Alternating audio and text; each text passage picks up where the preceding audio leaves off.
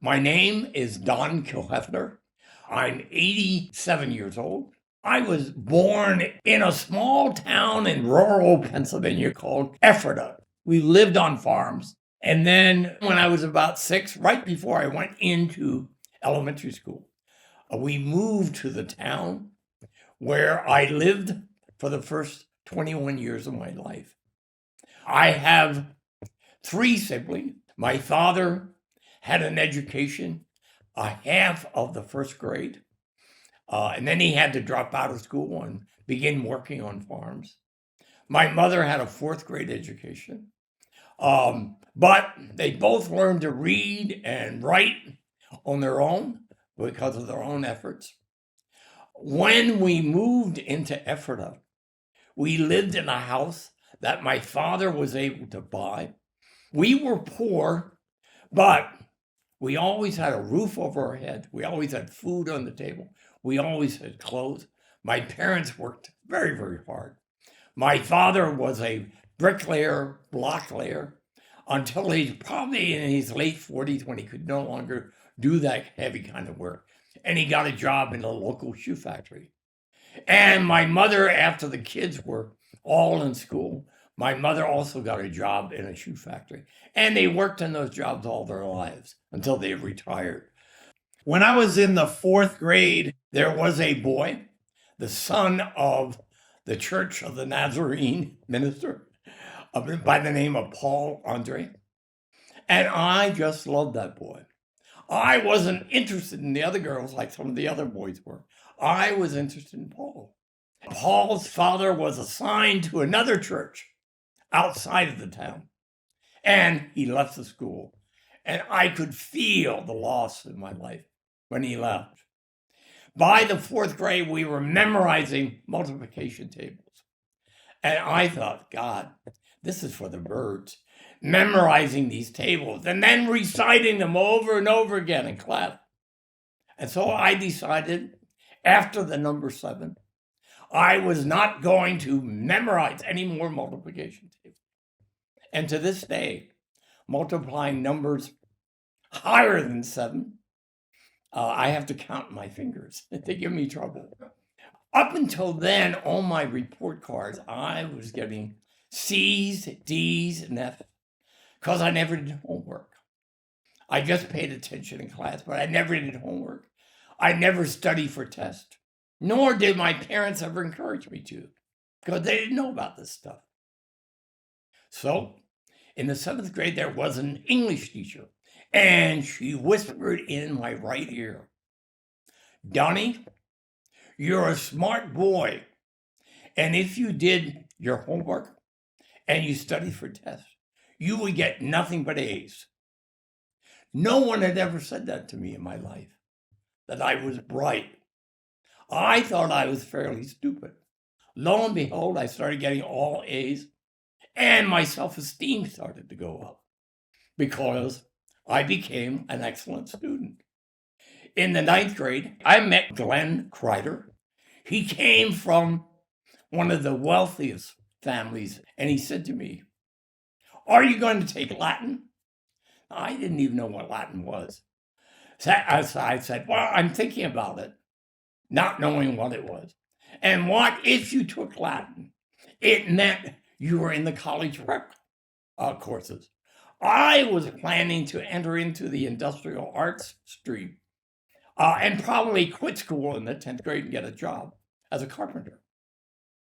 And when the principal said, all those students in 9th grade planning to take Latin, go to room such and such, Glenn got up, and I thought, oh, he's very pretty. And I got up and followed him. And that's how I got in the college prep course. Glenn and I were always together. Now, this was in the early 1950s. So it was a time when heterosupremacy was at its height in this country. So Glenn and I never had the word gay or homosexual, but we were inseparable. In our high school yearbooks, under his photograph, it said, Glenn is inseparable from Donnie. And under my photograph, it said, Donnie is inseparable from Glenn. It was the way my fellow students acknowledged the fact that we were boyfriends. We did everything together. By the time he was in the 10th grade, he had learned how to drive, and his family had numerous cars, and he drove. And so after school, we would drive around or go to the newsstand and get something to drink or play tennis or you name it. And we were inseparable for 4 years. Everyone in my family and everyone in Glenn's family said, oh, those two are just the best of friends. Little did they know. Now, let me add, it was not a sexual relationship. It was a physical, we wrestled a lot, which is one of the ways we had contact with each other. I began to get my first understanding of what it meant to be a homosexual. I went to the dictionary one day and looked up the word homosexual, and there it was. I thought, yes, that's me. Oh my God. What am I going to do? I can't tell anybody. I can't even tell Glenn. I can't tell anybody because it was such a negative term. It was such a negative identification at that time. I never had any idea of going to college. I didn't even know what college was. I didn't even know how you get into a college. And in my small high school, there were no guidance counselors. You got that guidance from your family, and my family didn't know what any of that was about. But Glenn's family did. But Glenn helped me by applying to Millersville University, 15, 20 miles from my home. After high school, I didn't see him again because his family didn't want him to talk to me. People I knew that were going in that direction had summer jobs, worked part-time jobs whenever I could find them in the town, doing whatever needed to be done, shoveling snow, mowing lawns, you name it, and saving every cent I earned so I could go to college. In 1960, graduated from Millersville University with a BA in history and German. I got a job in Wilmington, Delaware. It was the first year that the state of Delaware desegregated the schools. Up until 1960 in Delaware, there were black schools and white schools with the lie that they were separate but equal. And so I was in a school where for the first time, black students and white students were sitting in the same classroom. By 1962, President Kennedy had suggested something called the Peace Corps, where he asked in his inaugural speech, and so, my fellow Americans, ask not what your country can do for you, ask what you can do for your country. So I applied to the Peace Corps, and I was sent to training that summer to become a high school teacher in Ethiopia. I was living in fear that somehow or another they would find out I was gay because gayness was a reason for not accepting you into the Peace Corps. They gave us all kinds of psychological tests of one kind or another. And I thought, oh, fuck, they're going to find out some way or another. And some people were cut out of that training class because they were gay. They never found out about me. Later on, much later on, after I left the Peace Corps, after I finished my 3 years in Ethiopia, I found out, oh my God, there were so many gay and lesbian people in the Peace Corps because it appealed to our idealism as young people. I spent 3 years in Desi. I taught at the only high school in the province, a province as large as Southern California, one high school, which would determine whether or not they could go on to the university in Addis Ababa. And I loved it. I loved the Ethiopian culture. I became interested in African history. And two important people entered my life there. One was someone by the name of Vel Nangaza, who taught at the high school I taught in. He was a South African, a member of the African National Congress. In 1962, Nelson Mandela in South Africa founded what was called the Spear of the Nation, a paramilitary organization fighting back against apartheid, moving it from a civil rights organization into a revolutionary organization. The apartheid government in South Africa arrested or tried to arrest everybody connected with the African National Congress. Many of them fled their country, and Emperor Haile Selassie of Ethiopia invited them to come and teach in Ethiopia. And so that's how Vel ended up at the Wazero Sihin Secondary School in Dessie, Ethiopia. We became friends, and he began to teach me the history of European colonialism in Africa. Up until then, I only had a U.S.-centric view of the world. And now my view began to enlarge itself, where I could begin seeing things happening through an African point of view.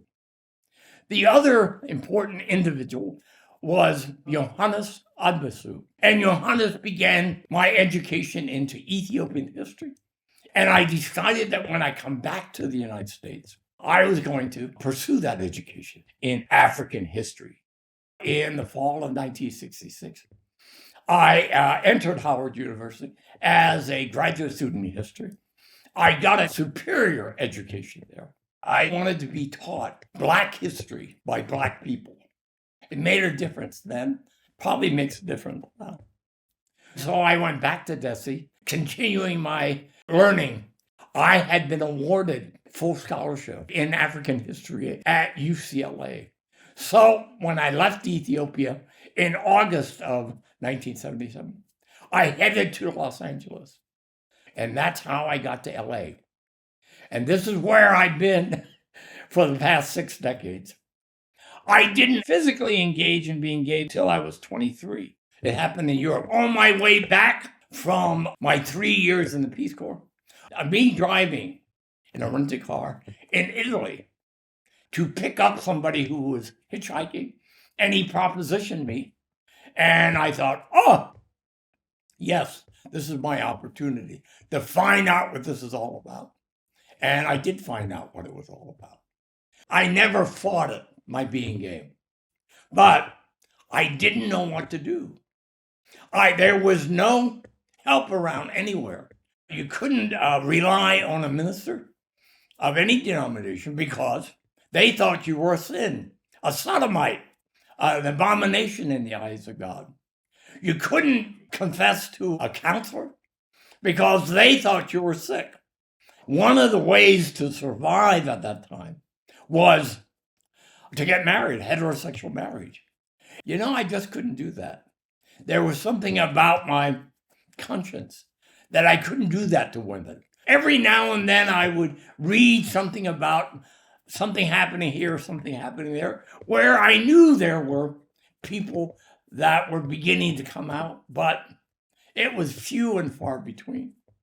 In early 1969, I met a man, Ricardo Alvarez, and we became lovers. In the full sense of that word, we started living together in Glendale as I was going to graduate school. Now, let me just say, both of us were unprepared for a relationship. We were young. We had never done this before. He was more interested in an open relationship than a closed relationship. And their problems started developing. And by the summer, we both knew this was not working. We both knew that. And so by mutual agreement, we agreed that we need to separate. In July of 1969, I read an article, Homosexuals Riot in Greenwich Village. And I thought, oh my God, we're fighting back. Late August in the Los Angeles Free Press, and I read that there was a meeting of something called the Gay Liberation Front. And there on a Sunday afternoon was my first Gay Liberation meeting.